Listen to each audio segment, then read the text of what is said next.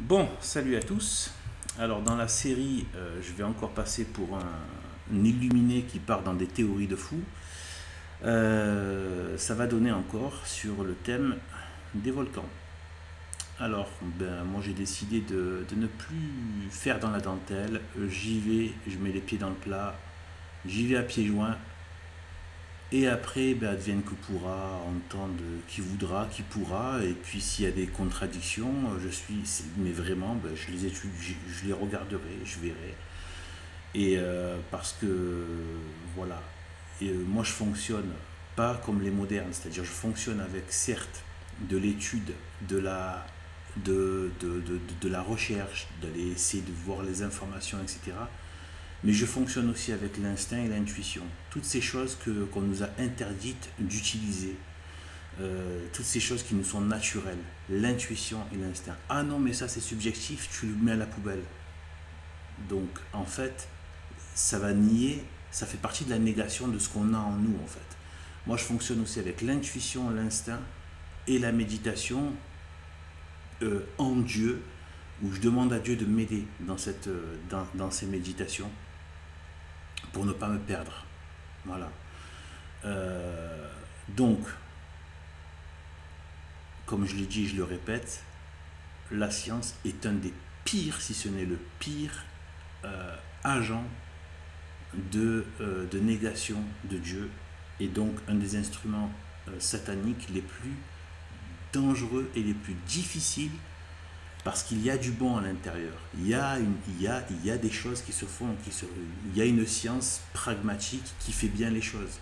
Mais il y a toute la science, pseudo-science, matérialiste, qui tend à définir le monde et qui est très perverse. Et qui perdent beaucoup les gens avec des formules mathématiques et le gigantisme spatio-temporel. Voilà, des millions d'années et des milliards de kilomètres d'années-lumière. C'est avec ça qu'ils ont noyé l'intelligence humaine. Donc, moi, je ne fonctionne pas forcément comme les modernes. Sur un certain aspect, oui, mais après, je me déconnecte d'eux. C'est fini pour moi. Enfin, voilà. J'y vais, voilà. Après, moi, je suis amoureux de la vérité. Je ne suis pas amoureux de mes thèses. Si mes thèses sont bonnes, qu'elles vont dans la vérité, c'est bien. Mais sinon, je suis prêt à les abandonner. Si on vient, on me dit voilà, c'est bon, la Terre est vraiment ronde, il y a ceci, ça ne tient pas la route, même pas une seconde, une fois que tu actives un peu ta réflexion et que tu prends quelques informations, il n'y a plus rien qui tient. C'est pas qu'une question de terre plate, aussi sur des tas de choses qu'on croit acquises, comme récemment, comme hier, là j'ai fait la vidéo sur la poussée d'Archimède. Toutes ces choses qu'on nous a, la pomme de Newton, toutes ces choses qu'on nous a inculquées comme des vérités intangibles et qui recèlent toute une déformation. C'est-à-dire qu'on ne voit plus l'œuvre de Dieu. Ça nous rend aveugles sur le... En fait, c'est l'art d'aveugler. C'est extrêmement bien fait de la part de Satan. Faut pas oublier qu'on a affaire à... Il me semble qu'il était un chérubin, c'est-à-dire qu'il était dans la plus haute hiérarchie angélique. Satan, ils ont une intelligence incroyable. Si Dieu ne les bridait pas, ils nous perdraient, mais en un instant. Je veux dire, ils ont une force, une intelligence incroyable. Et on le voit aujourd'hui avec la capacité d'illusion et comment ils arrivent à vraiment se jouer de l'intelligence humaine. Sans la grâce de Dieu, on se fait complètement aveugler. Donc là, je voulais parler maintenant donc des volcans. Alors, là aussi, les volcans ne doivent pas être vus selon la science matérialiste. Alors maintenant, je vous parlais en termes d'intuition, de méditation un peu spirituelle par rapport à ça, et qu'après j'essaie de voir s'il y a des correspondances avec le pragmatico réel de ce qui s'est passé et de ce qui se passe. Ce que j'ai vu dans les volcans, et vous savez que je vais aussi chercher la science des noms et des mots. D'accord. Donc, là aussi, je renvoie aux vidéos que j'ai faites par rapport à cette importance-là. Donc, au niveau des noms et la force occulte qu'il y a dans les noms. D'accord. Et la force surnaturelle qu'il y a dans les noms. Et les mots. Donc, ce qu'il ne faut pas dire, il ne faut pas diviniser les mots en eux-mêmes. Il y a des forces qui sont des cieux, des forces célestes, angéliques, etc., qui travaillent avec les mots. Voilà, malheureusement, ça a été beaucoup utilisé par la Kabbale, donc il y a un côté très négatif par rapport à ça, et qui est justifié, il faut faire très attention, c'est pas pour rien qu'il y a des invocations, et que ça se fait par des invocations. Notamment, pas que, mais voilà. Mais je rappelle quand même que le nom sacré de Jésus-Christ est surnaturel. Hein. Il a une force surnaturelle. D'ailleurs, voilà, je vais faire une petite vidéo sur le signe de croix. Tout ça, ce sont de véritables invocations qui ont une véritable force surnaturelle. D'accord? Par la parole, par les mots et par les noms. Donc, là, ce qu'on voit, par exemple, eh bien, ce que j'y ai vu, ce qui m'est venu en méditation, c'est qu'en fait, les volcans ne sont pas réels. Les volcans sont quelque chose qui, à mon avis, là maintenant, il y a une part de subjectivité, il y a une part d'erreur qui est possible, avec mon intelligence qui est limitée, qui a ses failles, etc. Mais je ne le sors pas comme ça, ça faisait un moment que je le médite. Donc à voir. Ce n'est pas forcément un gage de certitude, mais à voir. Je pense que c'est un témoignage des enfers qui sont sous la terre. Voilà. Je pense que c'est un témoignage des enfers qui sont sous la terre. La lave, l'étang de feu.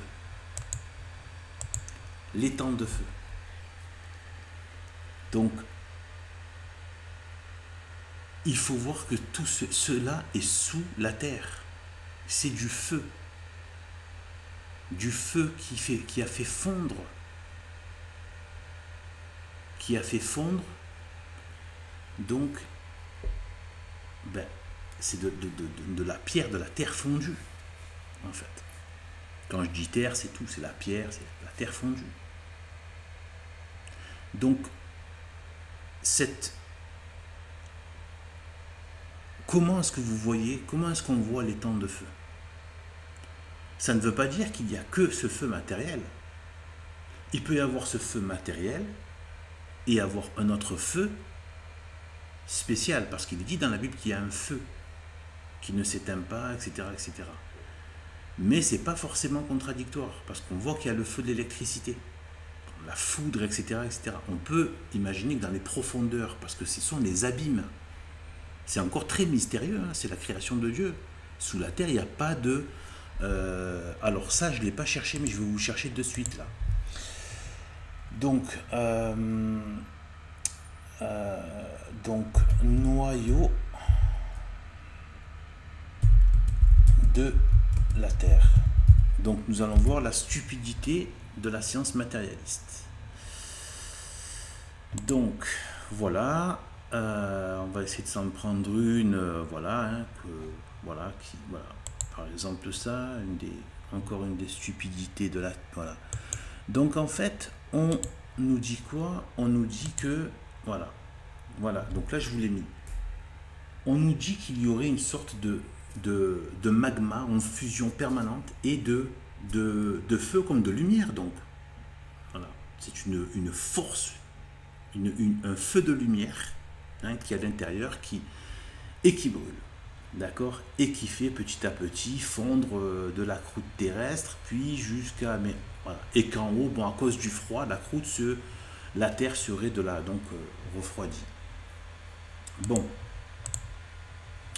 on va continuer pour l'instant à voir ça. Donc, en fait, d'ailleurs, c'est magnifique, hein, c'est beau. En fait, donc, à mon avis, ça vient des enfers. Les volcans viennent des enfers. Et donc, ça nous donne un témoignage de l'étang de feu. Dans tout ce qui est la mythologie antique, mais attention, dans la mythologie antique, il peut y avoir des choses vraies. D'ailleurs, Monseigneur Gaume l'a très bien dit aussi. Chez les païens, qui avaient de l'intuition aussi, qui avaient aussi, malheureusement, des enseignements venus des démons qui leur enseignaient des choses, à ceux qui faisaient donc des pactes avec les démons et qui ils avaient des vérités qui étaient dites. Mais bien sûr, tout cela est tourné vers le mal. D'accord? Comme il y a les incantations démoniaques et les incantations, les prières qui sont de véritables actes surnaturels et qui ont aussi leur action en Dieu, par l'humilité, par l'abandon, etc. Hein, voilà. Donc en fait,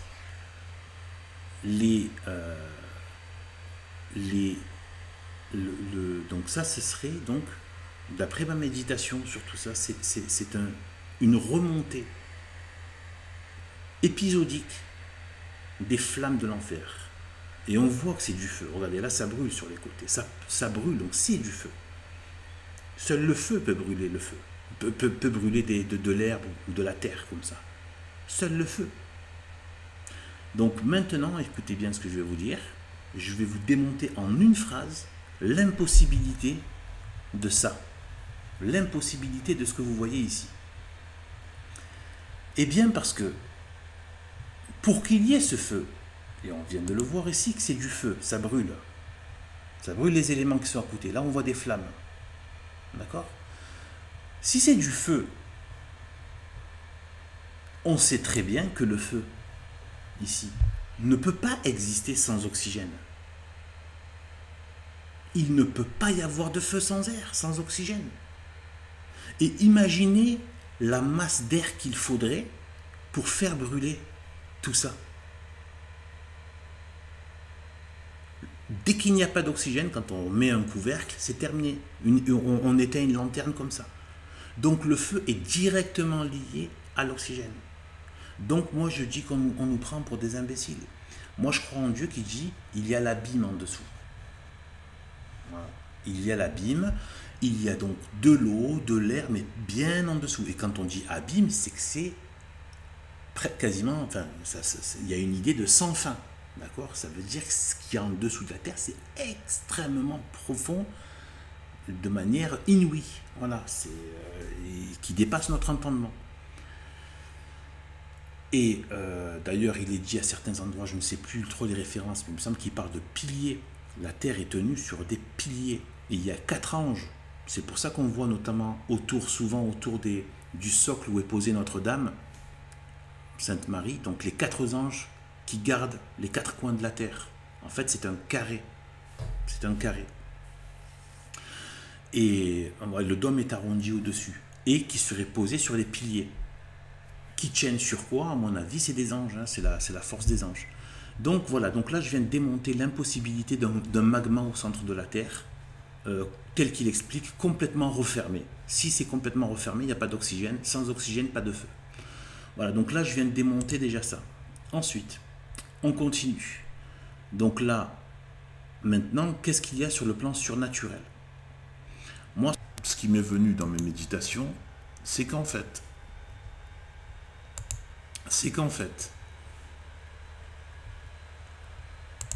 les nuages toxiques, d'ailleurs, ultra toxiques, sont mortels, hein, eh bien, ce serait donc des démons qui sont relâchés des enfers, par la volonté de Dieu, bien sûr, selon ce que font les êtres humains, etc. Vous pouvez vous amuser à faire ce que je suis en train de faire, parce que ce sera pour des vidéos futures, si Dieu me prête vie.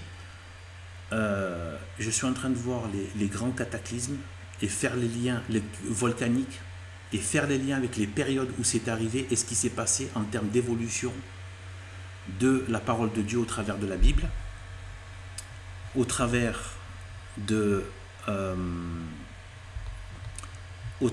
de l'histoire biblique qui commence bien sûr avec le peuple hébreu, voilà, tout ce qui est Noé, etc. Donc l'Ancien Testament. Et donc voir, et jusqu'à l'époque extrêmement récente. Et en fait, je me suis déjà rendu compte de certaines choses. Donc, je ne sais pas sur quelle vidéo je suis tombé là, mais c'est n'importe quoi. Enfin, voilà, ça a l'air d'être, voilà. Voilà, donc ces explosions Là, en plus, c'est noir, hein. C'est noir. C'est noir et gris comme ça. Noir et gris. Et donc, déjà, rien que si on écoute notre intuition et qu'on voit ça, on se dit, mais qu'est-ce que c'est que ce... Quand on voit ça déjà, humainement, sans penser de manière comme on veut nous faire penser toujours, le côté mathématique et tout, juste que notre cœur nous dit, il y a quelque chose qui vient des enfers avec ça. Vous voyez ce que je veux dire? Vous voyez ça? Les temps de feu, ces fumées-là, etc., qui ressemblent à de la braise. Hein, repensez à la vision de l'enfer des enfants de Fatima, de la braise, etc., qui était presque translucide. Donc moi je pense que là, quand il se passe des volcans comme ça, eh bien en fait il y a un lâcher de démons dans la terre, sur la terre. Et peut-être que certains démons retournent dans les enfers et d'autres démons sont renvoyés selon les actions qui sont faites sur la terre des hommes, les actions notamment occultes et magiques qui sont faites, qu'il ne faut pas minimiser. C'est pas parce qu'on ne les voit pas que certains ne s'y adonnent pas. Beaucoup s'y adonnent, que ce soit dans la superstition et la sorcellerie débile, qui vont manipuler des choses qu'ils ne maîtrisent pas, et ceux qui savent et qui maîtrisent et qui savent ce qu'ils font. Donc, à un moment donné, il doit y avoir des châtiments de Dieu, et aussi pour que Dieu exerce sa justice, parce que comme le dit même l'Église, hein, Dieu utilise le démon et le diable. Ils ne sortent pas, ils ne sont pas libres de leurs agissements, sauf la partie de liberté d'action que leur donne, que leur octroie le Seigneur. Et voilà. Et donc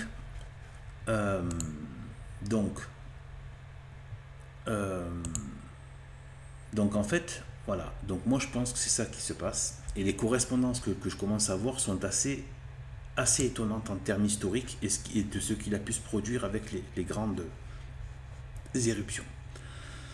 Maintenant, pour revenir aussi à la question de la Terre plate, donc là j'ai pris quelques photos et je vais vous montrer des choses. Donc là, regardez donc la chaîne volcanique au niveau mondial. Donc on voit qu'on appelle ça la ceinture de feu du Pacifique. D'accord? Parce que c'est vraiment, ça suit vraiment tous les abords du Pacifique. Toute la cordillère des Andes, etc.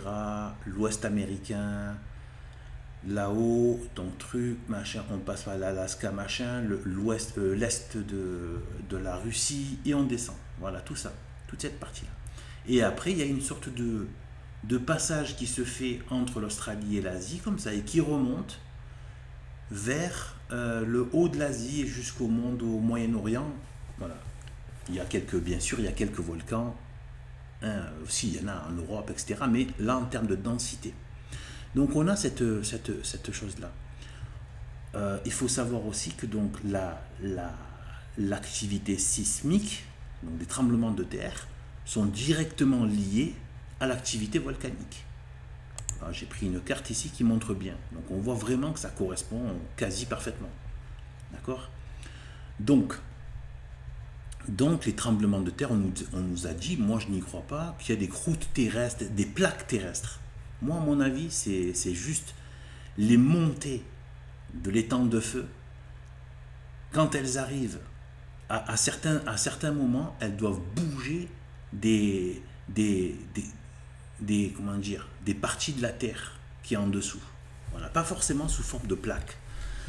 Voilà, donc là, c'est pas terminé. Donc maintenant, on va passer à ce qui nous intéresse, hein, donc ce qu'on appelle la terre plate. Donc là, une seconde, oui, donc la terre plate. Donc, oui, juste pour revenir, ouais, la terre plate. Donc ici, voilà, ça c'est ce que j'ai fait. Ça c'est moi qui ai fait ces tracés pour reprendre ce qu'il y avait ici. Donc eux ils l'ont fait sur le planisphère, d'accord? Voilà, mais quand je l'ai rapporté à la terre plate, donc voilà un peu ce que ça donne. Donc vous voyez là, voilà, Donc on voit bien ici toute cette ceinture là, cette ceinture côté Pacifique, et qui remonte ici. Sauf qu'une fois qu'on met sur la Terre plate, et j'ai fait quelques traits comme ça, comme ça là, le long, des diamètres là, le long. Moi je sais pas hein, si c'est vraiment rond tout autour la périphérie. C'est possible, je pense que c'est possible vu que le dôme est arrondi. Mais après, la Terre peut continuer sur les côtés pour faire un carré. D'ailleurs, un peu comme sur cette image. Donc voilà, donc on a et les quatre traits là jaunes que j'ai mis qui traversent, c'est pour dire que j'ai remarqué qu'en fait, ça se passe beaucoup sur une sorte de diamètre de ligne horizontale au centre de la Terre plate. Vous voyez? Au centre de la Terre plate. Ce qui voudrait dire que l'étang de feu et l'enfer dans les abîmes, attention, eh bien, serait donc là, bien au centre. Vous voyez? Bien au centre. Au niveau du centre. Au niveau du centre. Et sachant que par opposition, si on regarde par opposition, donc l'étoile du Nord, l'étoile polaire qui pointe vers le Nord, et l'étoile polaire donc, qui est donc et juste en haut, donc par opposition, il y a le ciel au centre, l'étoile du Nord, qui est le centre du dôme terrestre. Voilà. J'ai encore d'autres correspondances à trouver. Et voilà, donc là, il y a cette curiosité que tout se fait sur une espèce de ligne comme ça, du milieu, voilà, au centre. Comme s'il y avait une sorte de comment dire, voilà, que c'était au centre et que du coup ça montait aussi vers le centre, parce que c'est beaucoup plus concentré vers là. Et que du coup, ça faisait aussi bouger la Terre. Voilà. Donc il y a une sorte de montée, quand Dieu le veut, bien sûr. Et donc voilà, là c'est aussi une petite image pour montrer sur la Terre plate ce que ça donne, même si bon, là je vous ai dit c'est l'abîme, hein. Là c'est fait, là le dessin ne représente pas bien les choses. La partie que vous voyez en bas avec les pierres, elle peut être mais extrêmement longue, quoi. C'est vraiment peut-être des milliers, voire centaines de milliers de kilomètres, j'en sais rien. Voilà. Donc, aussi par rapport au fait de ce qu'il y a en dessous, il y a le CERN. Je ne sais pas si vous connaissez le CERN. Le CERN, en fait, vous savez, c'est ce projet d'aller creuser sous la Terre pour je ne sais quoi, pour quelle recherche scientifique. Donc en fait, ils sont en train de faire un trou dans la Terre pour essayer d'aller le plus loin possible. Donc c'est vers Genève, hein, c'est entre, voilà, je crois que c'est en Suisse ou je crois que c'est entre la Suisse et la France. C'est en France en fait, mais c'est vraiment, voilà, pas loin de la Suisse, mais en fait c'est la France.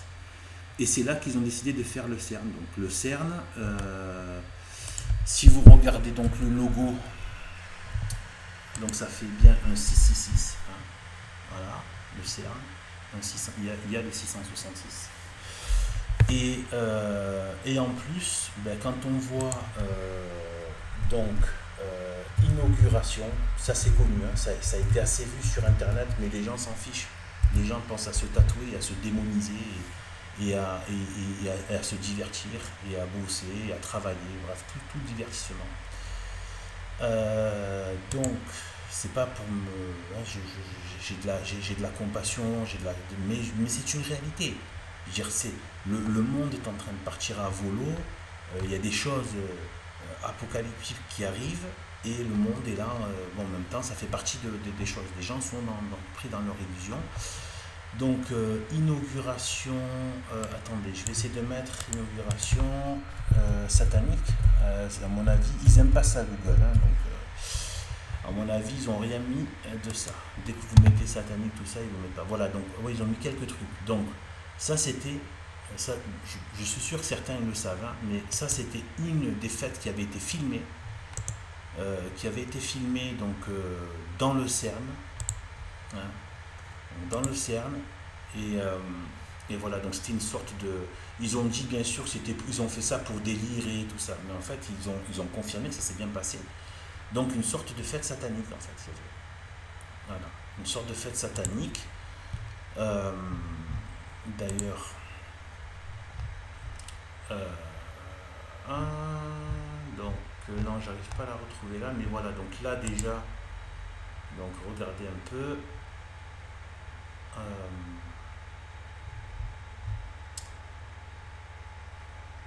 une seconde, le temps que ça charge. Donc vous voyez, il y a eu des choses qui étaient vraiment,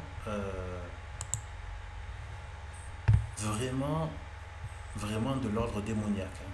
Voilà. Bon là apparemment il y a un confrère complotiste qui a fait le boulot aussi apparemment. J'irai voir sa chaîne.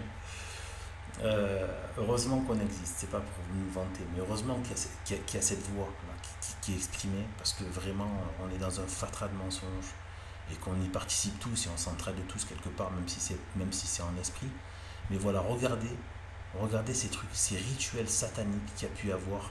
Ça c'était le CERN, hein, donc ceux qui sont en train de creuser vers le sol, hein, dans la terre, pour soi-disant des expériences scientifiques, je ne sais quoi, des forces, machin et tout, machin. Donc regardez, il s'est passé, c'est vraiment des choses très sataniques. Ah oui, donc regardez, il se moque. Voilà, donc il se moque, voilà. Donc voilà, donc en fait, c'était vraiment, il s'est passé des choses, j'essaie de passer un peu plus vite. Il s'est passé des choses, donc là il y a peut-être les trompettes, hein, trompettes de l'Apocalypse. Regardez ces images morbides qu'il y a eu. euh, Tout ça. Donc il y a eu ces animaux, donc ces histoires de boucs qui ne sont pas vraiment des boucs, hein. Souvent on pense que c'est le bouc.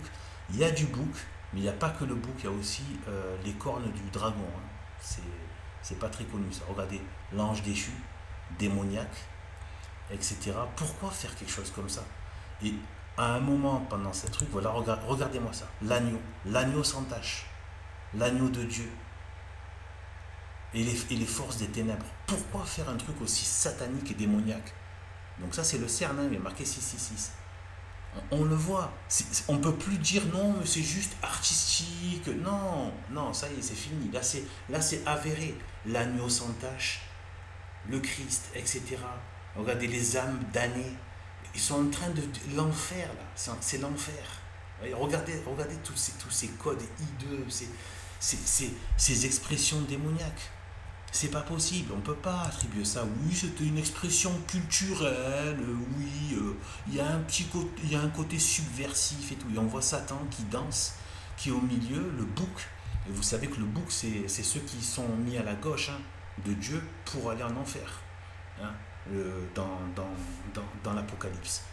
Donc, donc regardez, il porte le bois. Franchement, c'est, faut arrêter. Allez, regardez-moi ça. Regardez-moi ça. Regardez-moi ça.